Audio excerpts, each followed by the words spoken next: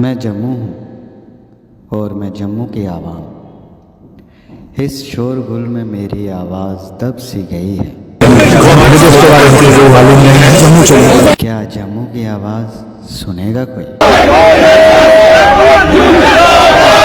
मेरी बहुत सी परेशानियां हैं, बहुत सी समस्याएं हैं। कोशिश कर रहा हूं अपनी समस्याएं, परेशानियां प्रशासन तक पहुंचाने की, आवाम की आवाज़ के माध्यम से। आवाम की आवाज़ प्रोग्राम में आपका एक बार फिर से स्वागत है। आज एक सवाल जनता के समक्ष रखेंगे, आवाम के समक्ष रखेंगे और आवाम की राय क्या है, आवाम का सोचना क्या है, कहना क्या है, वो जानेंगे।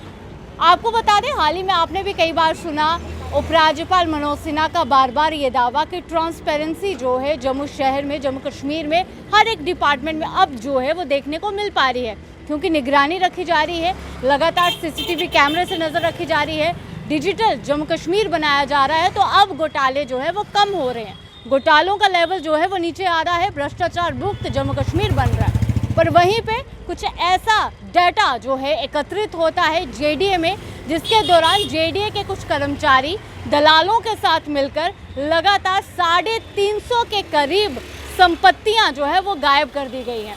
ऐसा मैं क्यों कह रही हूँ, आपको बता दूं कि 350 आवास और ऐसे जो फ्लैट्स हैं जिनके डॉक्यूमेंट्स, जिनकी फाइलें ही जेडीए के रिकॉर्ड सेक्शन से गायब हैं और उसके बारे में किसी को भी नहीं पता। ये मामला सामने आता है 2014 से 2019 के बीच, और जिसके बाद कोविड के बाद जब लगातार लोग अपने जेडीए के दफ्तर में पहुंचते हैं टैक्स जमा करवाने के लिए, किस्त जमा करवाने के लिए, तो उनको पता चलता है कि उनकी जो प्रॉपर्टी है उसके तो डॉक्यूमेंट्स ही गायब हैं, उसकी तो फाइलें ही गायब हैं। और इतना ही नहीं, ये मामला तब तूल पकड़ता है और लोगों को चुप करवाने के लिए उनको फेक डॉक्यूमेंट्स, फेक फाइलें थमा दी जाती है। लगातार मामला बढ़ता रहा, इसे दबाने के लिए फेक डॉक्यूमेंट जारी होते रहे। और सवाल ये कि वो कर्मचारी तो कार्य करते रहे, पर उच्च अधिकारी क्या करते रहे? उच्च अधिकारियों को कोई भनक तक नहीं लगी। सवाल ये भी उठ रहा है कि जो रिकॉर्ड सेक्शन है, रिकॉर्ड रूम है, वहाँ पे कई सारी अलमारियाँ, तो चाबियाँ भी कई सारी, जिम्मेदार व्यक्ति भी बहुत से होंगे, तो आखिरकार क्या वो लोग भी इसमें शामिल थे?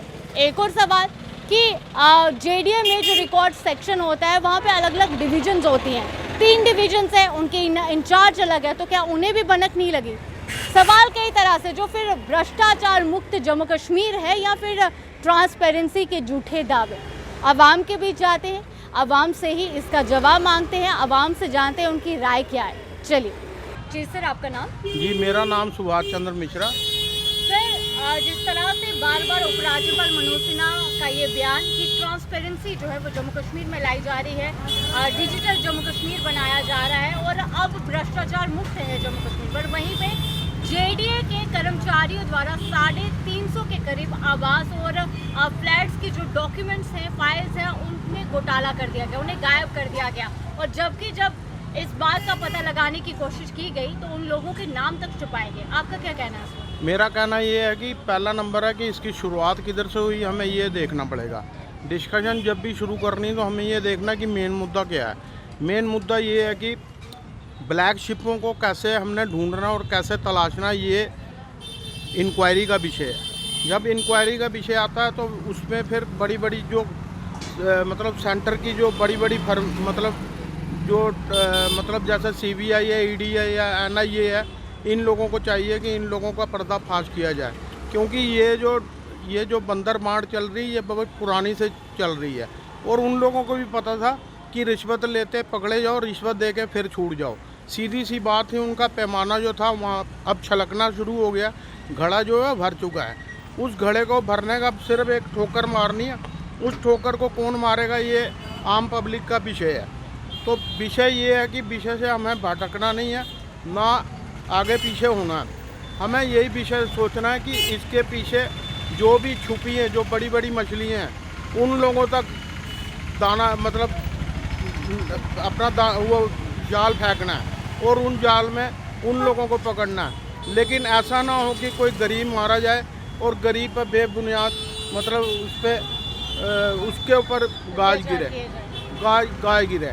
हम ये चाहते हैं कि इस विषय को बड़ी अच्छे तरीके से हैंडल किया जाए अगर मनोज सिन्हा जी बोल रहे हैं तो वो बहुत बड़ी पोस्ट पे हैं, लेकिन हमारा कहने का ये मतलब है कि सेंटर भी इसमें पूरी कोशिश करे और इन लोगों को तत्काल लोगों के सामने लाया जाए, चाहे वो कितनी ही बड़ी मछली क्यों ना हो।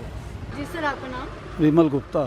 सर, जेडीए के कर्मचारियों ने कुछ दलालों के साथ मिलकर लगभग 350 के करीब जितने भी आवास, जितने भी फ्लैट्स थे, उनके डॉक्यूमेंट्स और उनकी फाइल जो है वो फेरबदल कर दिया। मतलब डॉक्यूमेंट जो है रिकॉर्ड सेक्शन में ही नहीं है। आपका क्या कहना है? देखिए, इसमें तो कहने की कोई गुंजाइश ही नहीं बचती। अंडरस्टूड है कि जो पैसे किन्हीं के बैलेंस होंगे या कुछ होगा, रिकॉर्ड ख़त्म हो गया। और ये बाहर का तो कोई करेगा नहीं जब तक जेडीए वाले खुद इसमें इन्वॉल्व ना हो और उनकी मिली भगत है। कोई ये नई चीज़ नहीं है। जेडीए वालों के तो ऐसे कई स्कैम निकलते रहते हैं और इसके ऊपर तो मैं बड़ा हैरान हूँ, आज तक कार्रवाई नहीं हुई। क्यों नहीं हुई और कौन कौन इन्वॉल्व है? अगर कोई छोटा मोटा आदमी किसी के 200-400 होते हैं उसको तो बख्शते नहीं हैं। ये लाखों करोड़ों का गबन है इसके अंदर जो दिखाई दे रहा है।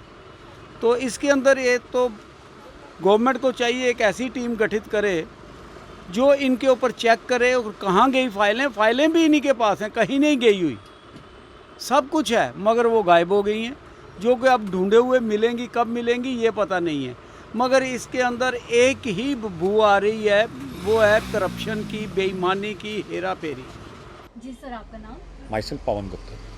सर, जिस तरह से उपराज्यपाल मनोज सिन्हा का बार बार ये कहना कि जम्मू कश्मीर में ट्रांसपेरेंसी जो है वो लाई जा रही है, भ्रष्टाचार मुक्त बनाया जा रहा है, बट वहीं पे कुछ ऐसा डाटा जो है वो सामने आया है जो कि कहीं ना कहीं प्रश्न जो है वो खड़े कर रहा है। डेटा ये आया है कि जेडीए के जो कर्मचारी हैं उन्होंने पता नहीं किन लोगों के साथ मिलकर 350 के करीब जो आवास हैं, जो फ्लैट्स हैं, उनके फाइल्स, उनके डॉक्यूमेंट्स ही गायब कर दिए 2014 से 19 के समय के बीच। और जब लोगों ने अपने डॉक्यूमेंट्स मांगे तो उनको फेक डॉक्यूमेंट्स पकड़ा दिए जाते हैं। आपका क्या कहना है इस पर? देखिए, ऐसा आपने कहा, माननीय राज्यपाल जी ने कहा, हम डिजिटाइजेशन की तरफ मूव कर रहे हैं, बड़ी अच्छी बात है। मैं नहीं कह रहा, आपकी दागे बहुत से किए गए हैं कि पूरे ऑल ओवर इंडिया में ये हमारी यूटी पहले या दूसरे नंबर पे आ गई है डिजिटाइजेशन में।